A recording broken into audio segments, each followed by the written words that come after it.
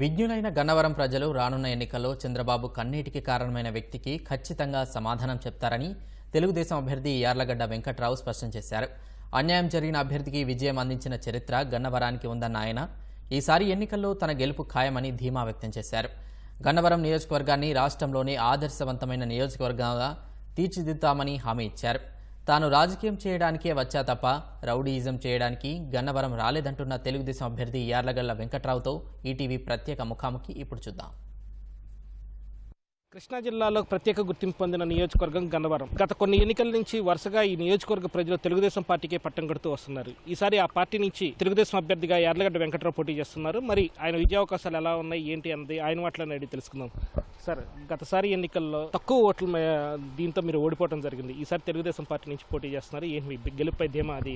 నేను గతంలో వైఎస్ఆర్ కాంగ్రెస్ పార్టీ నుంచి పోటీ చేసినప్పుడు నేను వైఎస్ఆర్ కాంగ్రెస్ పార్టీని నేను పటిషన్ చేసి గడప గడపకు తిరిగి దాదాపు 13 మాసాలు ప్రతి గడప తొక్కి నాకు ఓటేమని అడిగి వైఎస్ఆర్ కాంగ్రెస్ పార్టీని పెంచి దాదాపు దగ్గర తీసుకొచ్చి పెట్టగలిగాను, గెలవలేకపోయా. దానికి కారణాలు వేరే అనేక ఉన్నాయి. అలాగే ఇది తెలుగుదేశం పార్టీ డీలిమిటేషన్ అయిన తర్వాత 3 సార్లు తెలుగుదేశం పార్టీ గెలిచిన సీటు. డీలిమిటేషన్ అవ్వకముందు కూడా గన్నవరం నియోజకవర్గం మొత్తం 9 సార్లు ఎన్నికలితే 6 సార్లు తెలుగుదేశం గెలిచింది. తెలుగుదేశం పార్టీ సింబల్ ని అన్యాయం జరిగిందని ఆక్రోశించిన వాళ్ళని ఆదరించిన నియోజకవర్గం గన్నవరం. తెలుగుదేశం పార్టీ సైకిల్ గుర్తుని హస్తం గుర్తు గాని ఫ్యాన్ గుర్తు గాని ఒక్కసారి హస్తం గుర్తు ఓడించగలిగింది తెలుగుదేశం పార్టీ పుట్టాక. అలాగే ఫ్యాన్ గుర్తు కూడా ఓడించలేకపోయింది. కానీ 2 సార్లు ఇండిపెండెంట్ ఓడించగలిగారు తెలుగుదేశం సైకిల్ సింబల్. ఒకసారి తెలుగుదేశం పార్టీ రెబల్ పోటీ చేసి కాంగ్రెస్ డిపాజిట్ పోగొట్టాడు గద్దె రామ్మోహన్ రావు 94లో. అలాగే 2004లో ముద్రబోయిన వెంకటేశ్వర గారు కాంగ్రెస్ పార్టీ మ్యాండేట్ నిరాకరిస్తే కాంగ్రెస్ పార్టీ డిపాజిట్ చంపేసి డిపాజిట్ రాకుండా చేసి ఆయన ఇండిపెండెంట్ గెలిపించారు. అంటే 2 సార్లు సైకిల్ 3 సార్లు ఓడిపోతే 2 సార్లు ఇండిపెండెంట్ చేతిలో సైకిల్ ఓడిపోయింది తప్ప కాంగ్రెస్ పార్టీ కానీ వైఎస్ఆర్ కాంగ్రెస్ పార్టీ అసలు ఓడించలేకపోయింది. కాంగ్రెస్ పార్టీ ఒకసారి ఓడించగలిగింది 6 ఎన్నికల్లో. అంతకు ముందు కూడా వస్తుంది యాంటీ కాంగ్రెస్ సీటు పొచ్చబల్లి సుందరయ్య గారి నియోజకవర్గం. ఈ నియోజకవర్గంలో ఎట్టి పరిస్థితుల్లో తెలుగుదేశం పార్టీకి అంతకుముందు ఇంత దగ్గరగా వచ్చిన వాళ్ళు కూడా ఎవరు లేరు కాంగ్రెస్ పార్టీ నుంచి. నేను ఒక్కడే వైఎస్ఆర్ కాంగ్రెస్ పార్టీకి పోటీ చేసినప్పుడు ప్రతి గడప తిరిగి ప్రతి మనిషిని నేరుగా కలిసి నేను అమెరికా నుంచి వచ్చా, నేను అవినీతి చేయను, నేను మంచి చేస్తా, రాజకీయాల్లోకి వచ్చా, పరిశ్రమలు తీసుకొస్తా, మంచి చేస్తాను, నేను చెరువులదోను మట్టిదోను అక్రమాలు చేయను, అవినీతి చేయను, ఎన్ని చెప్పినా తెలుగుదేశం పార్టీ కంచుకోట అవడం వల్లే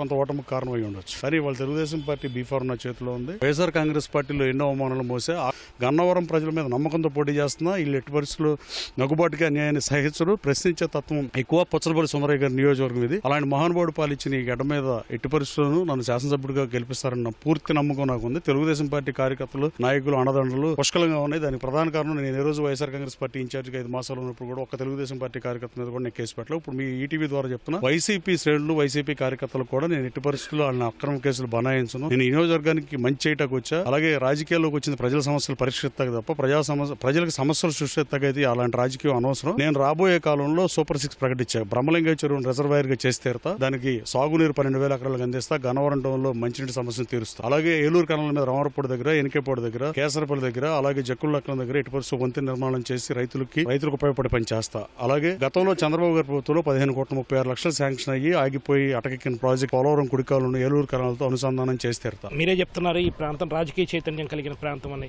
నిన్న చూస్తే వైసీపీ కూడా ఎన్నికల మేనిఫెస్టో ప్రకటించింది. గత మేనిఫెస్టోలో 99% పనులన్నీ పూర్తి చేసామని కూడా చెప్పింది. అలాగే మీరు తెలుగుదేశం పార్టీ, జనసేన కలిసి సూపర్ 6 పథకాలతో ముందుకెళ్తున్నారు. ఈ రెండింటిని ప్రజలకి ఎలా బేరీజ్ వేస్తున్నారు? వాళ్ళ అంచనాలు ఎలా ఉన్నాయి?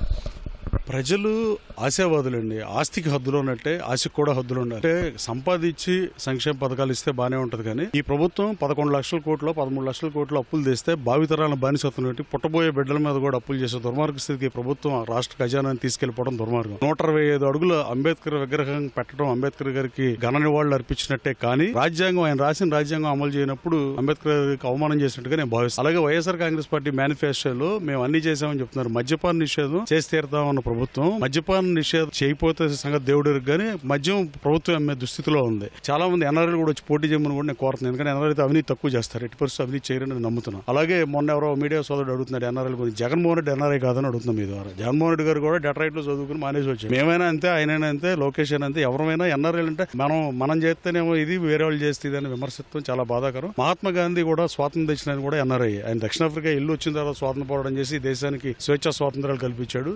తరతరాలు తరాల తలరాతను విధాతగా మార్చిన విధాత గాంధీ కూడా ఎన్ఆర్ఐ. ఎట్టి పరిస్థితుల్లో 94 రిపీట్ అవుతుందని నేను భావిస్తున్నా. రాబోయే కాలంలో ప్రధాన ప్రతిపక్ష హోదా చంద్రబాబు నాయుడు గారికి తీసేద్దామని ఎమ్మెల్యేలు తీసుకున్నాను జగన్మోహన్ రెడ్డి గారు నాతో స్వయంగా చెప్పారు. ఈ రోజున అసలు ప్రతిపక్ష హోదా కూడా దక్కుద్దా లేదో నాకైతే అనుమానంగా ఉంది వైఎస్ఆర్ కాంగ్రెస్ పార్టీ. ఇప్పుడు మంచి అడ్మినిస్ట్రేటర్ చంద్రబాబు కాదని ఎవడన్నా ఆడు ఫూల్ అని అనుకోవాలి. రాజకీయ పార్టీగా విమర్శించు, కానీ వ్యక్తిగతంగా 45 సంవత్సరాలు ఈ రాష్ట్రానికి చాకరీ చేస్తే ఆయన భార్యని అసెంబ్లీలో ఎన్టీఆర్ బిడ్డగా ఆవిడ ఏ రోజు ప్రభుత్వ అధికార కార్యక్రమాల్లో కానీ సెక్రటరీ కానీ వెళ్ళిన పాపాను పోలా. వాళ్ళ తండ్రి ముఖ్యమంత్రిగా ఉన్నా, తండ్రి ప్రతిపక్ష నాయకుడిగా ఉన్నా ఏ రోజు ఆవిడ కనపడల బయట. చంద్రబాబు గారు ముఖ్యమంత్రి అయిన తర్వాత కూడా హైందవ ధర్మం ప్రకారం గుళ్ళు గోపురాలకు ప్రోటోకాల్ ప్రకారం రావాల్సినటికి తప్ప, మొన్న సార్ను అక్రమంగా అరెస్ట్ చేసినప్పుడు తప్ప, నిజంగా గెలవాలనే కార్యక్రమం తప్ప, అంతకు ముందు లేదా రాజమండ్రి జైలు ఎదురుగా 53 రోజులు ఉన్నప్పుడు తప్ప ఇంకెప్పుడు బయటికి రాకుండా కనీసం తెలుగుదేశం పార్టీకి ఓటేయమని కూడా ఎప్పుడు అడగనారండి. రాష్ట్ర ఇక్కడ అవమానించడం, దానికి వేదిక గన్నవరం, నేను గన్నవరం నుంచి పోటీ చేసేందుకు సిగ్గుపడతాను. ఇది గన్నవరం తెలుగుదేశం అభ్యర్థి యార్లగడ్డ వెంకట్రావు స్పందన. కెమెరా పర్సన్ బి నాగరాజ్తో విఎస్ఎన్ కృష్ణ, ఈటీవీ న్యూస్.